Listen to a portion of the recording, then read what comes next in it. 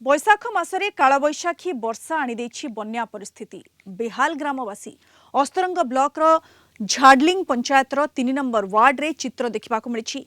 गाँव में प्राय 145 परिवार बसवास करुवा बेले ग्राम्य उन्नयन विभाग त्रुटि जोगु वर्षा जल निष्कासित पथ बंद हो जाइछि। फल गाँ दांडे जमी रही वर्षा जल। यह वर्षा जल वर्तमान कच्चा घरे प्रवेश करने सह लोकों पई आनीदेछि दुर्दशा।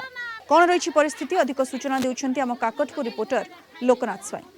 बैशाख मासर असराए काल बैशाखी वर्षा आनी देइछि बन्यार परिस्थिति।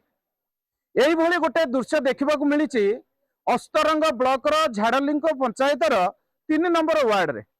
आपण माने सीधा सड़क चित्र देखुथिबे मु जेउ स्थान रे अछि सेठारे किभली भाबरे पानी जमी रही वर्षा पानी। आपण जदि एही चित्र देखिबे आपण को लागिबो जे गोटे बन्या परिस्थिति अछि सृष्टि होईछि।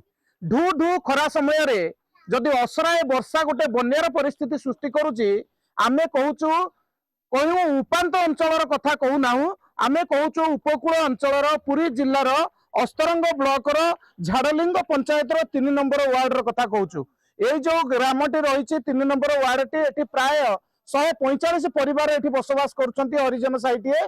किंतु ये जो अवस्था सृष्टि होईछि कहीं सृष्टि होईछि तार चित्र आमे आपन को देखाउछु एवं हम एई अंचलर जो एई ग्रामर जने ग्रामवासी अछंती तांका सहित सीधा साधा कथा हेबा।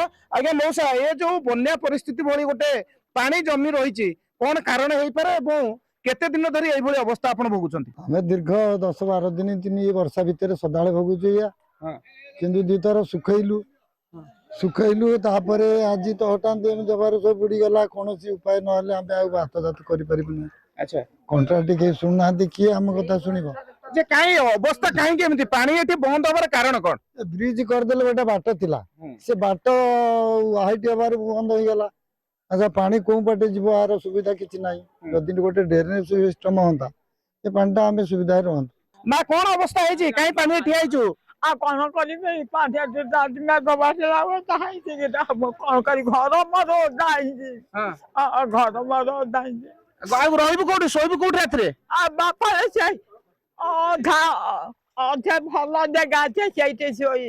हां भल जगह छे केते दिन हेलानी अवस्था हेलानी ये बे हेलानी अवस्था तो है चला पानी ये जगह दांडो जाई न तले ए मुको दांडो को पानी आइसे गला बहुत ये जगह गला ये जगह तेणु सब असुविधा भोगुछंती। घर भितर पानी पसिलानी घर भितर पानी पइचे पानी आने को जाई पारुनु हम पिला ट्यूशन स्कूल को जाई पारुनांती आमे दुकान को टिके जाई पारुनु बहुत असुविधा होची। हम घरे पानी पसिलानी हम गां रे भी पानी पसिलानी हम कंसा पटा सब भासुची आमे एमिति असुविधा रे अछु जे कहिले न सरे गोटे पानी पंचायत हम गां रे पानी असुविधा पानी टपे हमकु जोगई पाइलेनी तापरे रोड ता करी हिंदी जे हाइट कम पानी गाँ दांडे रोचे ठिया होची आमे चलबु केमती आमे पानी के पीबु केमती खाइबु केमती आमे सब तरह तो असुविधा रे रहूचु। ताले सरकार हम भाई कोन योजना करछ आमे वोट दे की कारण आमे तो वोट दे की किछि लाभ हम रहउनी आमे वोट देबु काई की?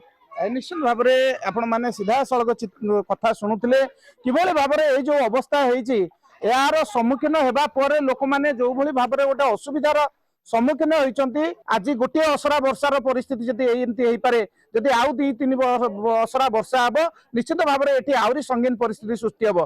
तेणु देखा बाकी रहिला ए विभागीय अधिकारी माने केबे ए अंचल को आछंती एवं ये जो पानी जमी थिबा समस्यार समाधान करछंती ता ऊपर ए ग्रामर समस्त अधिवासी माने नजर रखिछंती।